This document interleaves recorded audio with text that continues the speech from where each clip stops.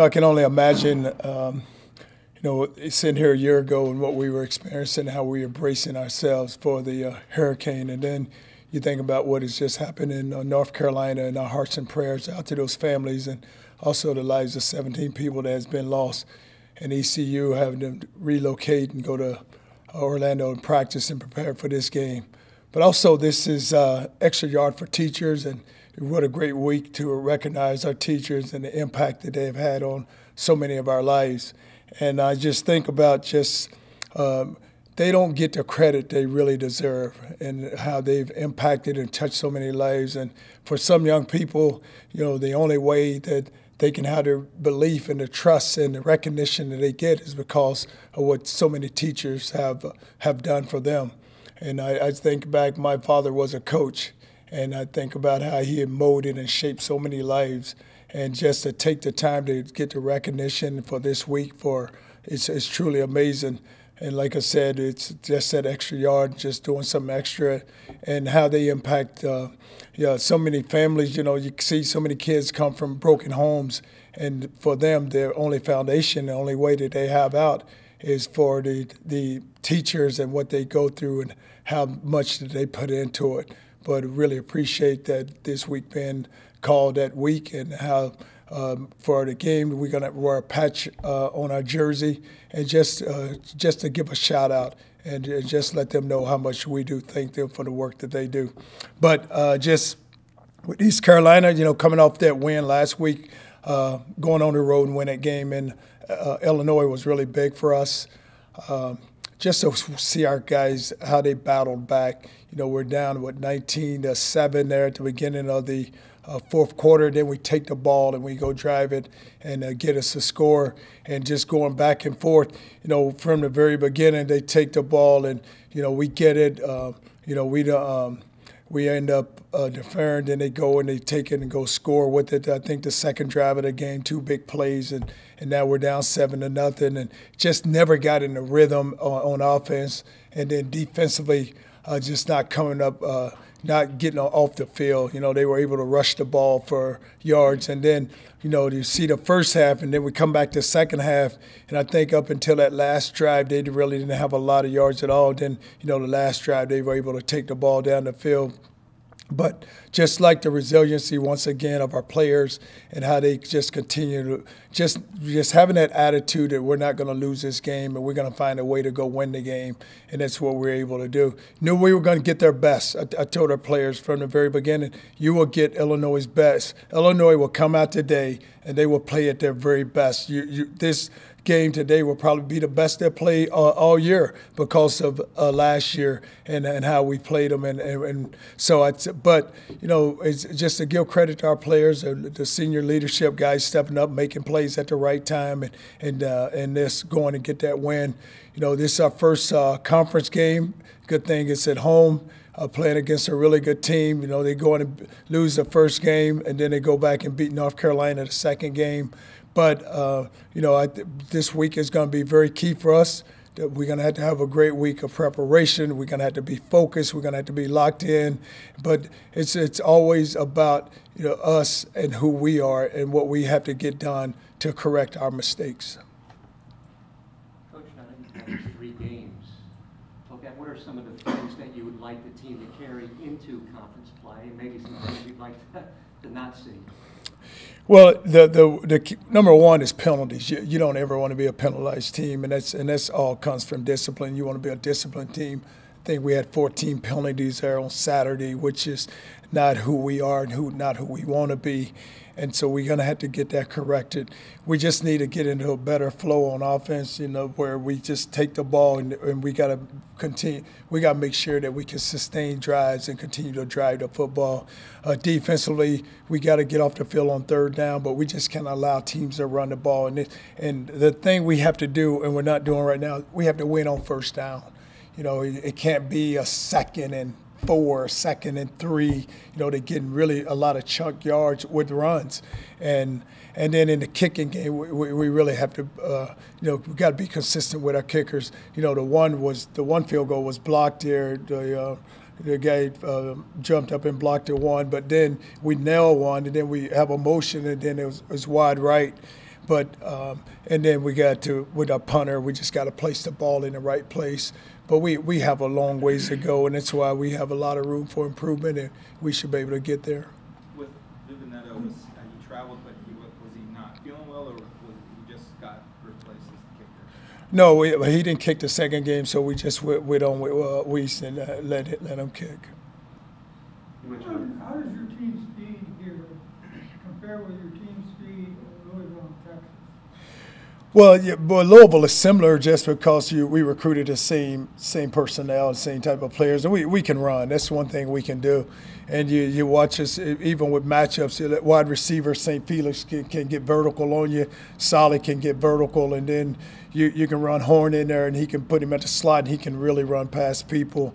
Cronkite is fast enough where he's a complete back, and on defense, our DBs can run. So we have outstanding speed. And I make that a point all the time to our players that, the thing about us is that we may not be as big in some positions as some teams, but we're going to be able to run with them, and we'll be just as fast.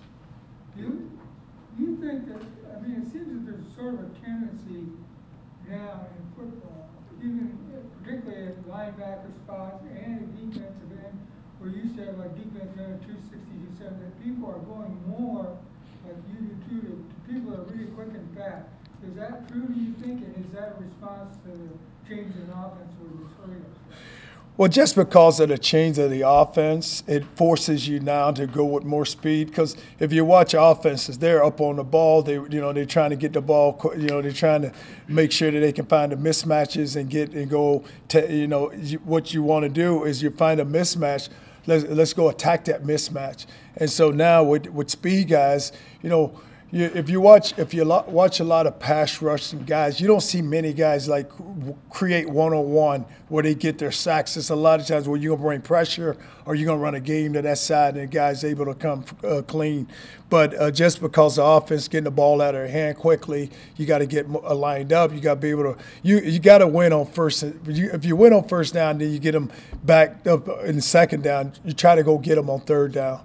So now if I come on third down, do I have enough speed rushers on the field where I can go sack the quarterback? Do you think this, is this one of the big, you were mentioning a little bit on offense, but is this the fact that you can just outrun some of these people or other teams does that give you a chance to do things that maybe some teams can't do it? And even on defense, the same thing. If you've got really quick people at linebacker or defense, does that enable you to do some things that other teams can't do?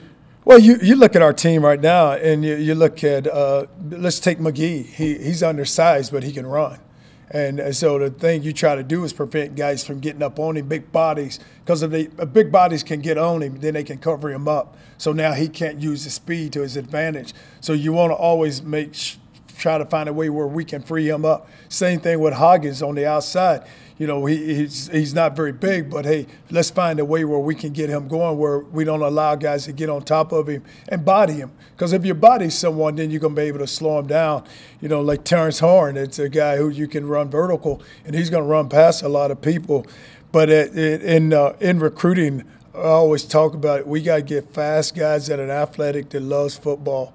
And if you get that, then you're going to have a chance. You touched on McGee there. What's worked for him with the position change?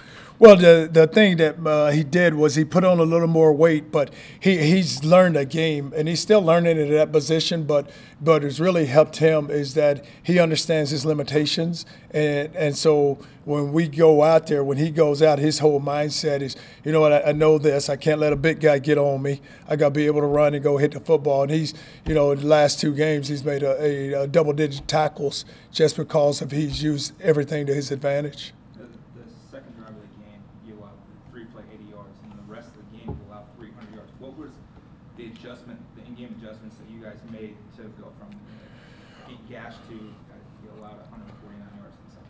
Well, the thing that happens on the 2 plays, the first play, you get out of gap. And so when you get out of a gap, then the ball ends up creasing you. And so then when they allow linemen to get on your second level, so they get linemen to the second level, then you're in trouble because now the ball's to the safety. So the safety's got to make an open field tackle. And then the long run, We ran a corner blitz and the ball bounced, and I think it's when Hoggins runs and tries to would have made an unbelievable play if we had stayed in our gap because the ball would have had to come to him. So now we jump out of our gap, and the back cuts it. Then they get another guy, lineman, on the second level. The guy outruns us down the sideline. In the second half, they continually tried to bring pressure with 4, and it wasn't getting. Blake had like 3 to 4 seconds on some plays to get the ball out. What adjustments did you make? I know Hal Robinson started. Was that a performance issue with Harris, or did you guys just figure this would work? No, Harris was injured, so he's still nursing an ankle. So, and Hal played an unbelievable game. You know, what they did were, you know, they stood at the line of scrimmage and they batted down a bunch of balls, but, you know, we were still able to get some throws and get, what do we have, 600 yards of offense. So we just never converted when we needed to get the points. You obviously weren't happy after the game with the first half performance. After watching the film, was it as bad as you thought? Yeah, it was, and I wasn't, because when the thing we always have to be able to do, we have to have the right focus when we walk into a game, and it started, you know, last Tuesday's practice was awful, and then you come try to bounce back on Wednesday, and it's still, you're trying to make the corrections from Tuesday, so it really doesn't help you, because now you kind of done wasted a Wednesday, because all those mistakes that you made on Tuesday, you try to come back and say, okay, hey, we'll get those corrected. So now you kind of miss a day, because when you get to a Wednesday is more of a third down red zone day, so you don't really get all the work that you need in that area. So now you get into the game, and you can't go out there and you just can't sleepwalk your way through a first half when you know you're going to get somebody's best, and you're on the road. So that was, you know, you're playing on the road, and now you know you're going to get their best. So you don't walk into it and just roll your helmet out there and say, hey, here we come. We're not that good yet. And so, and then we played like it. We played like it the first half. And you know, the good thing about it, I think we were down like 13-7 maybe. And so as bad as we played, we were still only 6 points down. Coach, after the game, though, you hear whether it's Blake, Jordan, Ronnie, Mitch, they didn't seem satisfied with the game, though. They seemed like, hey, we can't allow this to happen. 2 straight weeks, we've had to come back and win. Does that kind of show the growth of the team through the early part of the season? Well, it really does, and you're 3 games into it, and they understand. They know, because usually in the locker room everybody's jumping around and they're happy, but they knew right then we didn't play a good game. You know, even with Blake, he may have thrown for 400 yards. He had 2 picks. Wilcox probably one of his best days, 8 catches for 100+ yards. Even with with Solly with the 2 touchdowns, but we left so much out there. We left so many points out on the field, and then just defensively, we had a bunch of guys with a lot of tackles.